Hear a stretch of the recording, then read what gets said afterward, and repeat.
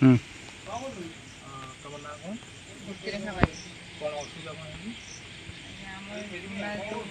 ବନ୍ଧକ ଦେଇଥିଲି କେଉଁ ଦେଇଥିଲ? ଇନ୍ଦରମଣିରେ ଯାଜପୁର ଟାଉନ୍। ଯାଜପୁର ଟାଉନ୍ କେଉଁଠି ଶୁକ୍ରେଶ୍ୱର? ଆଜ୍ଞା। କ'ଣ ହେଲା କ'ଣ? ମୋ ଜିନିଷ ସବୁ ଲୁଟି ନେଲେ। ମାନେ କ'ଣ ଅସୁବିଧା ମାନେ କେମିତି କ'ଣ ନେଲେ? ସେ ଆମେ ମାସ ମାସ ସୁଧ ଇଣ୍ଟରେଷ୍ଟ ଦେଉ, ହଁ ଦେଲା ପରେ ବି ସେ ଆମକୁ ଏକାଥରେ ଆପଣ 2,00,000 ଟଙ୍କା ଦିଅନ୍ତି ଇଣ୍ଟରେଷ୍ଟ। ମାସ ମାସ ଦେଲା ପରେ ପୁଣି ଏକାଥରେ ଦିଅନ୍ତି। ଆଚ୍ଛା ତମେ ମାସ ଦେଉଥିଲ ଫେର ଏକାଥରେ ମାନେ କ୍ୟାସ୍ ଦେଉଥିଲ ନା ଫୋନ୍ କରି ଦେଉଥିଲ? ଗ୍ୟାସ୍ ଦେଉ, ଫୋନ୍ ପେ କିଛି ଦେଉ, କ୍ୟାସ୍ ଅଧିକା ଦିଅ। ଆଚ୍ଛା ଆଉ ବାକି କେତେ ସୁନା ଦେଇଥିଲ ତମେ?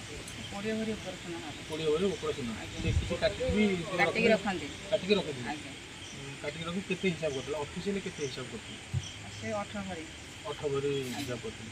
ସେ ମ୍ୟାନେଜର କିଏ ଥିଲେ? ଯେଉଁ ରାଜା ରାମମୋହନ ରାୟ। ସିଏ ତୁମକୁ କ'ଣ କହିଲେ?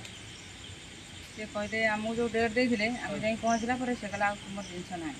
ଓ ତୁମକୁ ଯେଉଁ ଡେଟ୍ ଦେଇଥିଲେ ସେଇ ଡେଟ୍ରେ ଆମେ କ୍ୟାସ୍ ନେଇଗଲୁ, ଫୋନ୍ ପେ ବି ଦିଆହେଇଛି 50,000 ଟଙ୍କା। ହଁ ତଥାପି ସେ କହିଲେ ଆମର ତ ଜିନିଷ ନାହିଁ, ଜିନିଷ ତୁମର ମେଲ୍ଟ ହେଇଗଲାଣି, ଅପରେସନ୍ କ୍ଷେତ୍ରକୁ ପଡ଼ିଲାଣି। ହଁ ତାମାନେ ସେ ଲୁଟି ନେଲେ? ଆଜ୍ଞା। ଆଚ୍ଛା ତୁମେ କ'ଣ କହିବାକୁ ଚାହୁଁଛ? ଯେ ମୋ ଜିନିଷଟା ପାଇବି। ମାଉସୀ କ'ଣ କହିବାକୁ ଚାହୁଁଛ?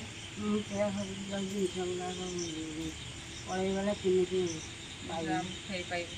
ଆଚ୍ଛା ତ ଲୋନ୍ଟା କାହା ନାଁରେ ନେଇଥିଲି? ନହେଲେ ଆମ ସ୍ୱାମୀଙ୍କ ନାଁ।